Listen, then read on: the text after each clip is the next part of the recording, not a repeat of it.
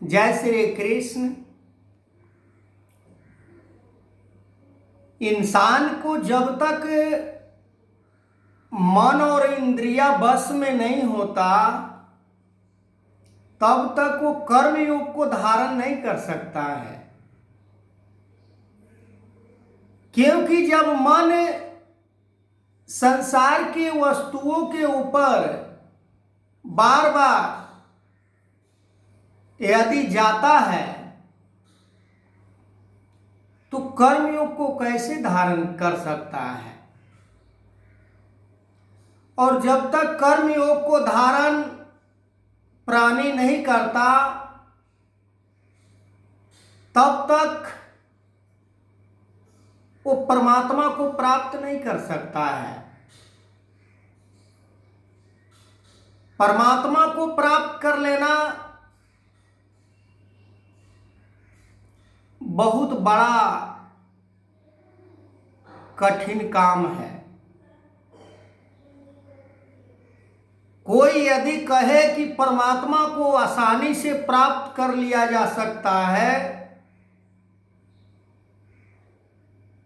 तो नहीं।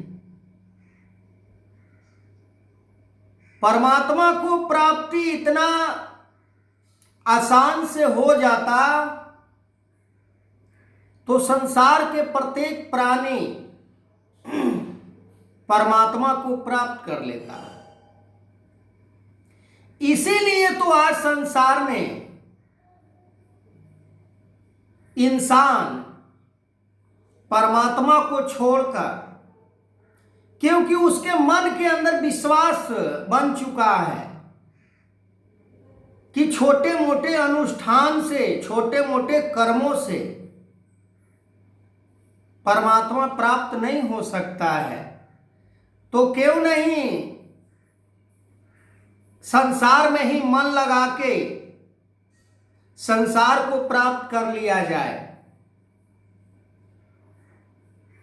पर संसार को प्राप्त तब तक कर पाता है जब तक ये जीवन है। फिर उसके बाद क्या होगा? उसके बाद फिर पुनः मरण के बाद दूसरे शरीर में परिवर्तित होना पड़ता है इसे जीव को। पर ये मनुष्य को ख्याल नहीं है कि इस जीवन में कठिनाई को झेल कर परमात्मा को प्राप्त कर लिया जाए तो आने वाले जो समय होगा उसमें हमें भिन्न भिन्न शरीर को धारण नहीं करना पड़ेगा। और सबसे बड़ा जो कारण है वो हमारा मन है। मन बस में नहीं होता। मन यदि किसी का बस में हो गया तो फिर वो इस संसार में बड़े महान हो जाता है। पर सारा खेला मन का ही है। इसीलिए जब सतगुरु ब्रह्म ज्ञान देते हैं तो मन को भी बस में करने की बात समझाते हैं कि मन भी समर्पण कर दो। पर हम मन को समर्पण नहीं करते हैं।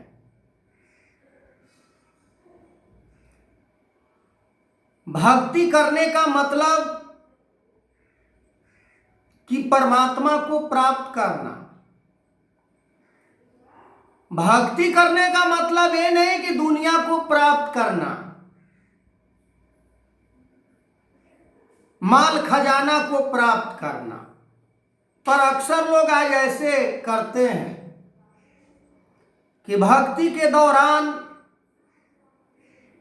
सत्संग के दौरान भागवत कथा के दौरान मांग मांगा करते हैं। जो हमें छोड़ना है, जो हमें खत्म करना है, फिर दूसरे हम और बोझा को अपने सर के ऊपर लाद लेते हैं। पहले तो एक उतरा ही नहीं और दूसरे हम फिर एक बोझा और डाल देते हैं। और इसका बड़ा रीजन है ज्ञान को ना समझना। ज्ञान यदि समझ में आ जाए तो इंसान फिर माया के तरफ बार बार आकर्षित नहीं होगा। फिर माया उसका कुछ बिगाड़ नहीं पाएगा, क्योंकि माया से शक्तिशाली ये परमात्मा है।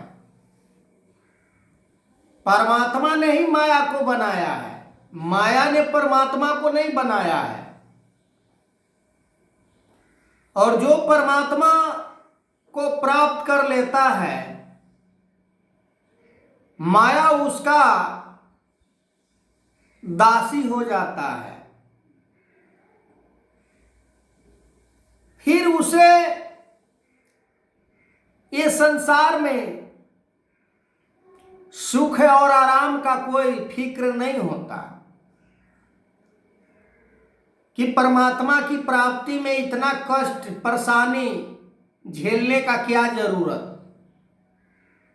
वो सारे कुछ वो भूल जाता है और वो परमात्मा के प्राप्ति में एक एक पल अपने जीवन को खपाते हुए जीवन जीता है।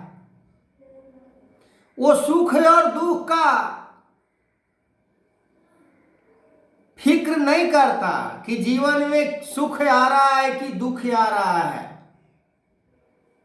आज अच्छे खाना खाए हैं कि नहीं खाए हैं, कुछ नहीं, क्योंकि उसे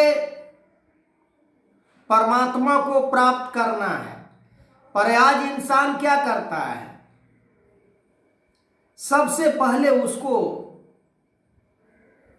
सांसारिक पदार्थ, ऐश्वर्य, आराम, हर चीज उसे प्राप्त हो, उसके बाद परमात्मा को प्राप्त करेंगे। ऐसे नहीं हो सकता है। परमात्मा को प्राप्त करना सबसे बड़ा फर्ज है इस जीवन में।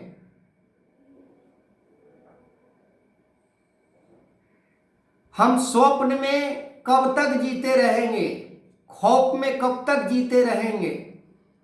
आज नहीं कल परमात्मा को प्राप्त कर ले। आगे मैं इस वीडियो को कंटिन्यू करूंगा। तब तक के लिए जय श्री कृष्ण।